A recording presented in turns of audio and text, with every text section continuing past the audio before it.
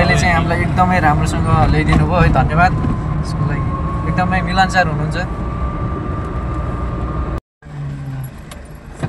साथीहरू चाहिँ बसिसक्यो है। अब हाम्रो खानापिनाको यो चाहिँ भ्यू हेर्दै हामी चाहिँ त्यसरी बसेको छौँ है।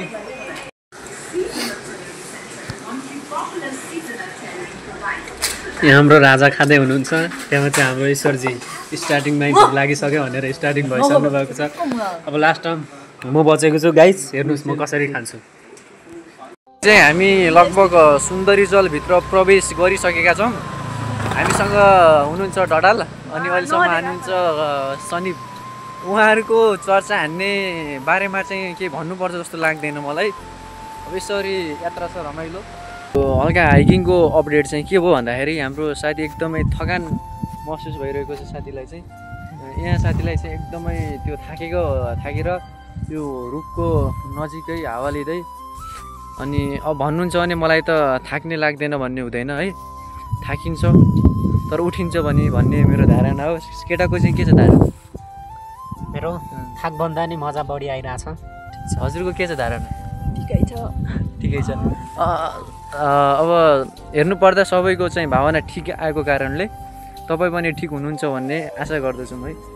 जीवन भनेको कि काँडा हुनुपर्छ कि फुल हुनुपर्छ कि हामीले फुल खोज्ने क्रममा हामीले फुलको रूपमा लभ स्टोरी अथवा लभलाई हेरेका हुन्छौँ। त्यसै गरी हामीसँग एउटा प्रिय मित्र हुनुहुन्छ, उहाँले चाहिँ आफ्नो लभ स्टोरीको बारेमा केही शब्दहरू दिँदै हुनुहुन्छ। हाम्रो प्रिय मित्रलाई स्वागत छ, भन्नुहोस् त केही बारेमा। धन्यवाद। यसका साथै मैले मेरो प्रेम कहानी सेयर गर्न गइरहेको छु। मेरो प्रेम कहानी सुरु नहुँदै अन्त्य भयो। अब यहाँबाट तपाईँले आफै बुझ्न सक्नुहुनेछ। अब यो यस्तो प्रेम कहानी हो कि जसमा चाहिँ क्यारेक्टर नै छैन कि।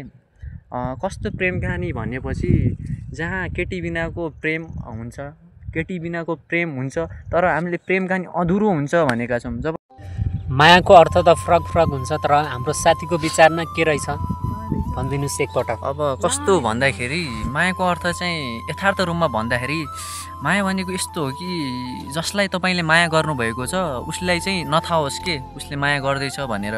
त्यो चाहिँ मायाको चाहिँ यथार्थ रूपमा स्पष्ट गर्ने दोस्रोले पनि कपाल मिलाउँदैछौँ है। यस्तो हिँड्दा 5-6 घन्टा हिँड्यौँ कि हामी है, लगातार बाटो पनि यस्तो बिराइनु कि अब लगातार हिँड्दा हामीले पुग्ने ठाउँ भनौँ डेस्टिनेसन भन्ने गरिन्छ है। त्यसमा चाहिँ पुग्नलाई एकदमै मेहनत लाग्यो, तर पनि हाम्रो डडाल साथी त्यहाँबाट आउँदै हुनुहुन्छ। उहाँको चाहिँ हल्का राम्रै हिँड्नुहुन्छ उहाँ पनि, र हामीले पुग्ने डेस्टिनेसन भनेको चाहिँ यता हो, तर यो टाढाबाट देखिँदैन होला। म चाहिँ अगाडि गएर देखाउने प्रयास गर्छु। यो चाहिँ चिसापानी बजार भन्ने हो है।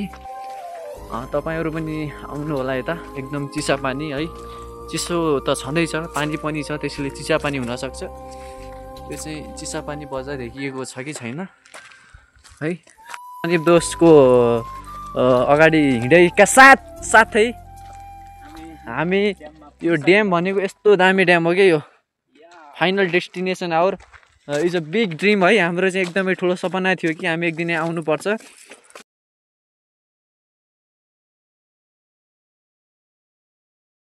हामी चाहिँ यस्तो फेवा लेक है, हाम्रो पोखराको झल्को आएको छ।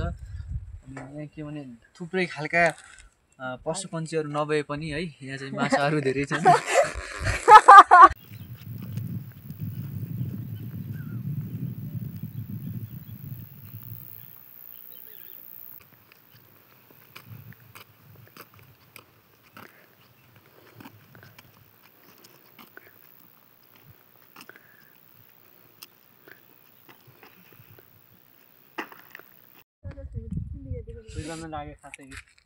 अब चाहिँ हामी चाहिँ अहिले चाहिँ एकदमै दोधारो भन्दा पनि एकदमै रमाइलो भनौँ। अब 4 जनाको यात्रा है। बाटो चाहिँ यस्तो है, बाटोको अवस्था यस्तो छ। यहाँ उठिनुपर्छ कि है, गाह्रो भयो हो होइन, तान्दा भन्नुपर्छ हो।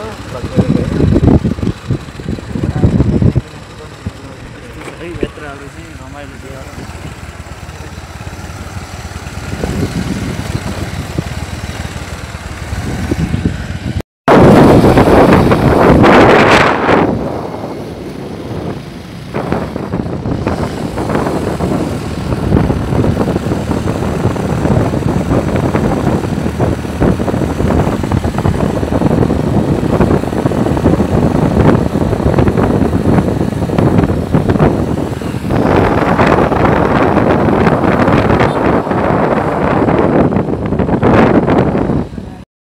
चाहिँ अब भन्नु निस्किसकेको छौँ यो अँध्यारो भइसकेको छ अँध्यारो छ बिचमा कुसीबाट लग्नु तर चाहिँ अब यो यस्तै हो